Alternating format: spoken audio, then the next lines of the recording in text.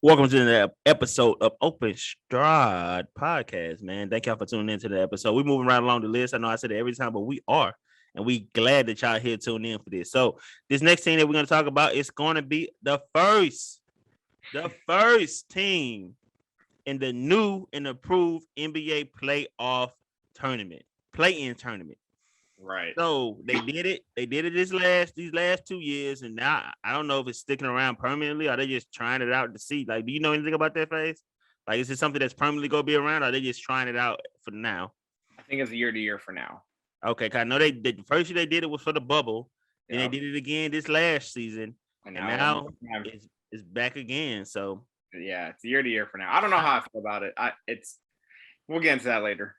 I don't like it, if we're being honest.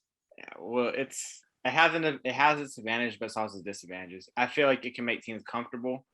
Like all we have to do is win one game to make the play in, or 2 games at most, and we get in the playoffs. Like teams work really hard to make the playoffs, and throughout the season, and they season come down to 1 or 2 games. Yeah, I don't like the Warriors, for example. Like I don't know. It's hit or miss. It has its pluses because it gives other teams the opportunity to compete at the end of the season.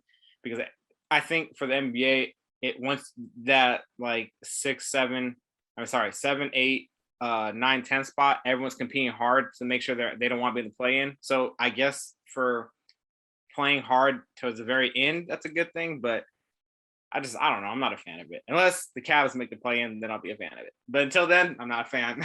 Well, based on our power rankings, the Cavs are not in the play-in. So we're gonna be a lottery team.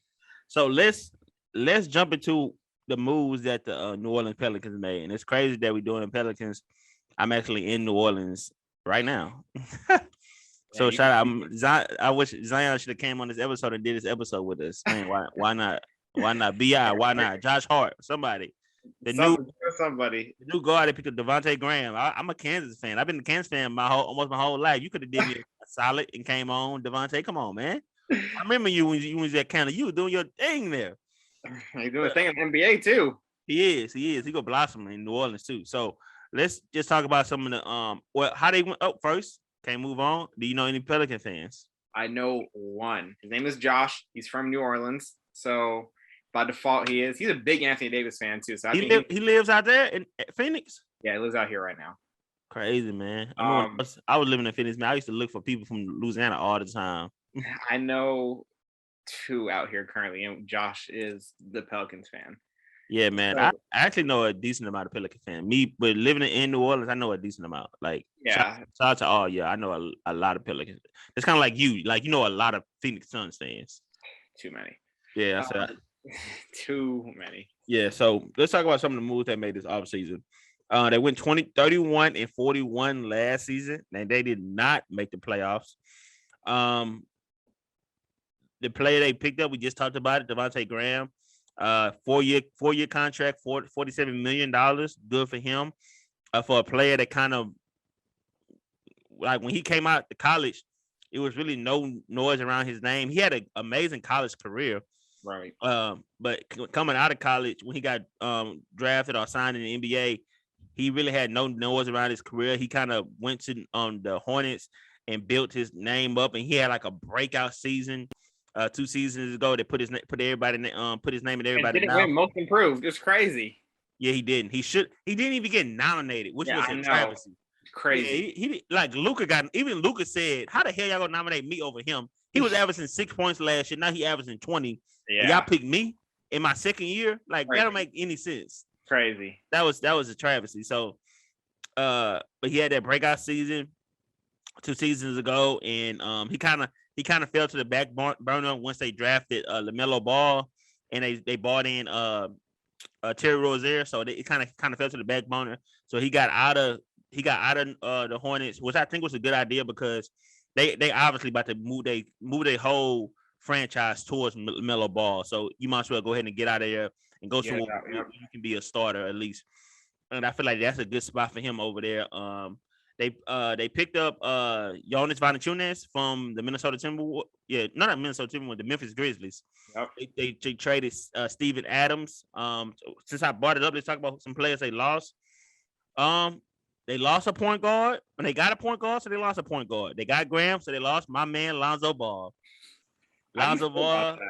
We haven't got to the Lonzo Ball segment of this episode yet. So that let people know already that I got Chicago making the playoffs, or we got Chicago making the playoffs. So we haven't got, but I'm still a fan of Lonzo, man. The crazy thing about it, Faze, Bleacher Report released their redraft of the year he came out. What year did he come out? 2017? Yeah. Oh, wait, was it? 2016, 2017? I might have been because Probably he was just got his 16. first contract extension after 4 years, so 17. Yeah. So they did their redraft, right? And when they do the redraft, they pick who they think would go in these spots outside of these players. And the year Lonzo was in college, that was one of the most exciting years in college basketball in most history, and in recent history. Like, not like back in the day, college basketball was everything, but like nowadays, college basketball is kind of lukewarm. It's kind of losing its mojo. But back then, like recently, that's one of the most exciting days. So Yeah, he was Hollywood. He sold tickets. man, he was a superstar in college. Like, that was a crazy year. Like, I don't think people understand how exciting. Like, man, that was a good year. That was just a good year. That was talented. So they did a redraft, and I know Lonzo not even on the Pelicans, so Pelican fans talking about, why y'all talking about Lonzo? I'm gonna say this and I'm done. I promise, I'm done. They still had him going in the top 3, the redraft. As he should. Bro, Jason Tatum. Number 1. Absolutely. They still had teams taking him over De'Aaron Fox, though. That's a tough one. Come on, man. Come on. So I know Jason Tatum, there's a photo of De'Aaron right here. Jason Tatum, Donovan Mitchell, De'Aaron Fox, then Bam Adebayo, then Lonzo, in my opinion. That's De'Aaron Fox. I agree at number 3. I still take Bam over Lonzo too, and I'm a Lonzo fan. So we can move on from Lonzo. I like big man. I never said I didn't like big man. Let's get it correct. I said I'm not a fan of drafting big man high in the draft. That's drafting a big man high in the draft. But still, and he's more of a fluid big man. He's not a traditional center big man. I'm talking about like big man, like DeAndre Ayton big man. That's what I'm talking about. Okay, thank you for clarifying. So let's talk about, they lost Lonzo, they lost Eric Bledsoe, they lost Steven Adams. They drafted. You the certified draft guru, so I'm gonna throw this to you. Do you know who they drafted? Or you need me to tell you? Tell me again. Murphy, Trey Murphy. Trey Murphy. Yeah, Trey Murphy. They drafted him at number 17. Trey Murphy. Do you know much about Trey Murphy? He's good. He's talented. That it depends how they use him though, and how they're going to use him off the bat. They're not a good team, so they have openings out. The opportunity presents itself, right? But I know we haven't gotten to there yet. It kind of also depends who they decide to go through starting lineup and how they want to start their lineups. Obviously, we know that the guarantees are going to be Zion and Brandon Ingram and Valanciunas at this rate. The last 2 spots, I'm not sure how you feel about this, but I think it's going to be Devontae Graham and Nickeil Alexander Walker. And that bench is kind of thin. So he should have opportunity to really blossom there and do really good there. It'll be a good pickup. And same thing for the boy from Texas a few years ago. I can't name his name right now. He got arrested this offseason. Herb Jones. No, not that one. Their big man. Jackson Hayes. Jackson. Oh, yeah. I was talking about who they drafted. They drafted Jones. But Jackson, yeah, he went to some stuff. I wish him the best. Yeah. I wish him the best, honestly. So since you already went into it, we can talk about the starting lineup. Who I mean, I pretty much agree with you. Zion, B.I., what's his name? Valanciunas, Alexander Walker, and Graham. I'm pretty much at agreement there. I feel like Alexander Walker could really be a good player. I feel like he kind of couldn't blossom until who he wanted to be, because they wanted Lonzo to be that man. So he never could really get an actual groove on the court, because anytime Bledsoe, like it was weird. Yeah, every time he really got a chance to get in, he would get yanked because they want to get Lonzo back in the game, or they want to get Bledsoe back in the game. And they were saying that Zion he enjoyed playing with Lonzo. So you want to make sure. They got rid of him, which makes no sense. Crazy. That might be why. Speaking of that might be why Zion might be gone next. He's this. this coming season he becomes extension eligible. Not saying that he's about to be a free agent. He's extension eligible. That means he'll get the max. He'll get the super max. He's gonna want that money, but he's making a lot of money. I forgot about Josh Hart. That's a good player off the bench as well too. But Josh Hart is another player that got his money. He signed for 3 years and $38 million. Man, like he's not the best 3-point shooter, but if you want a guard that can go out there and rebound, I think he averaged 8 rebounds a game last year off the bench. Josh Hart. Oh yeah, he's Josh Hart. He's a baller. He played at Vanderbilt, didn't he?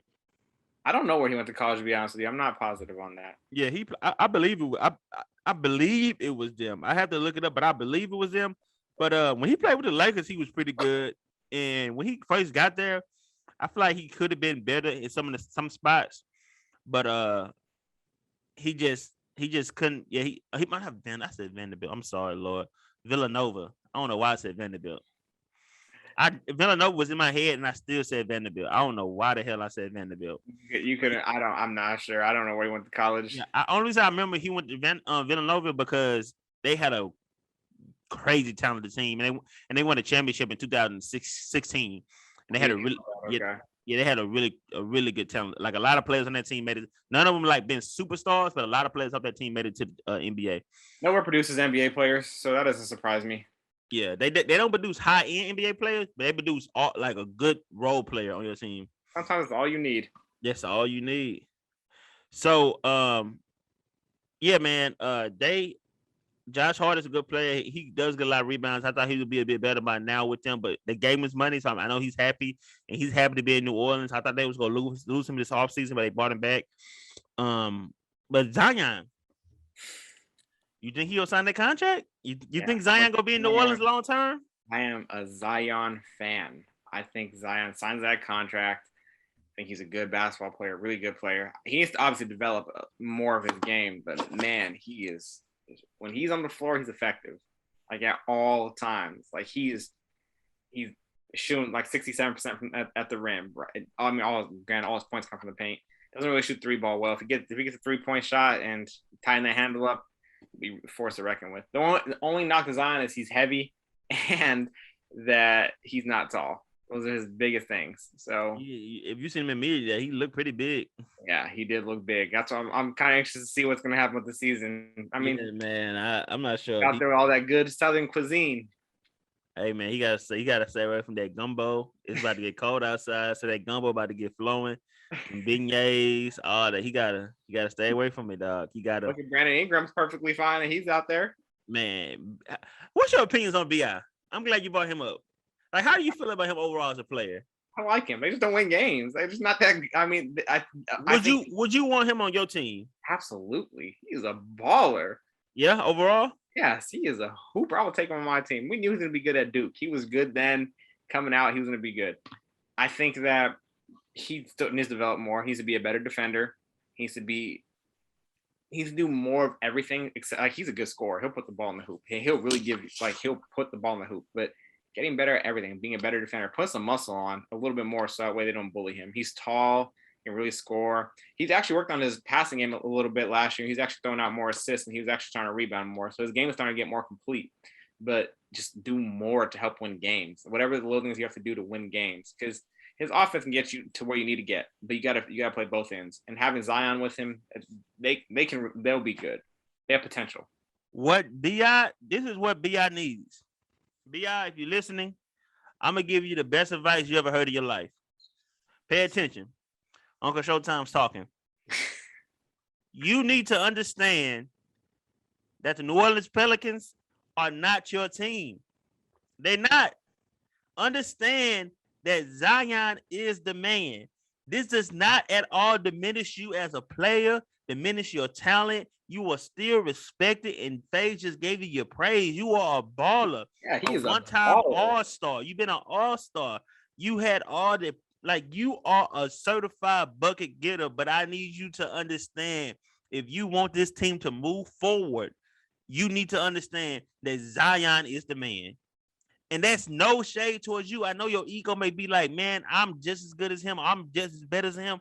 I can be the man. I understand that. And ego for men is a burden on people. Like the male ego is a fragile thing. It's a tough thing, and they make you do some stuff that you probably should reconsider. But I'm letting you know, as a fan, as a viewing audience member, the moment you let the team flow through Zion and you pick your game around him, y'all gonna take off. Can Zion be the man to lead them to the like that? Do you think I feel like Zion can be that man. If Zion can't be that man, then he not who everybody say he is. I'm gonna say that. Hey, Zion can't be that guy.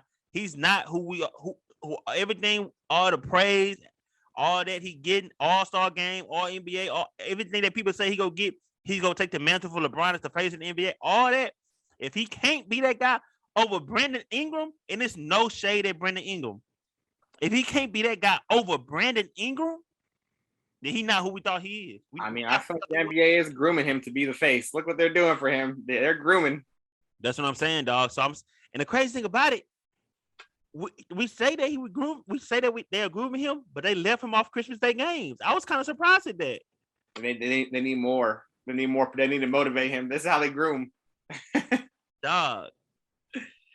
We can actually talk about the Christmas Day games at another time. There are some disappointing that could be there. I was kind of surprised that they left Zion off Christmas Day games. I was surprised. I feel like the NBA is kind of looking at themselves like, is he who we think he is? Like they looking at themselves like, man, we probably crowned him too early. He's not LeBron. He's not LeBron. Who else could be the face of the league after this? Man, Luka.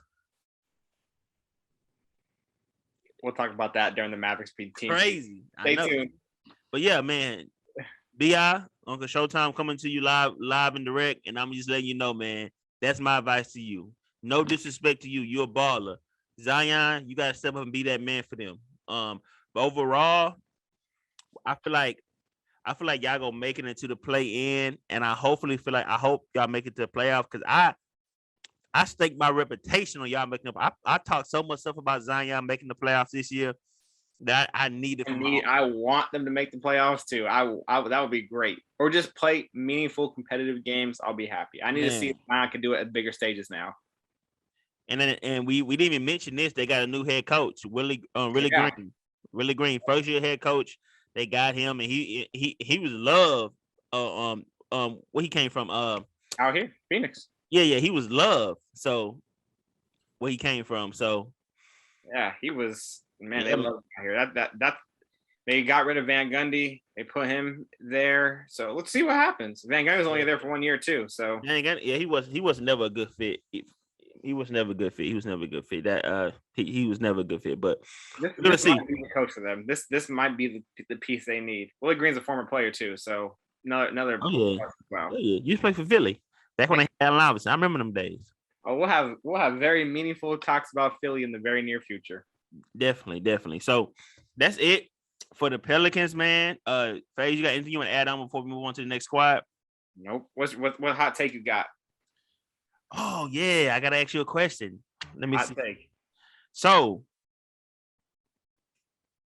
this is proof that we don't talk about these. Just so you know, this is absolute proof. I put him on the spot to get a question for me to get answered. So I got one for you though, right off the dome. Right. Let's go. Will Zion Williamson be a top 10 player by the end of the season? No. What? That's going into his third season, right? This is his third season, right? Yeah, he's looking heavy though. I gotta see something. I gotta see better. He look big. He looks like he's 300 pounds in training camp. Man, he does look big. So you don't think he's gonna be a top 10 player by the end of the season? I'm gonna say top 15, but I don't think he's a top 10 player yet. Remember, I said this in one of the previous episodes. To make my top 10 list, it's super, super, super difficult. You have to be a really special talent. I'm not saying he's not capable of it, but I haven't seen consistency enough to say he's top 10 player yet. So maybe this is the year I do. Cool. Let's leave it there. And thank you for tuning in, everybody. Stay tuned for the next squad. And the next squad is going to be a team that we previously talked about. It's one player that just left the Pelicans. It's his younger brother. Peace.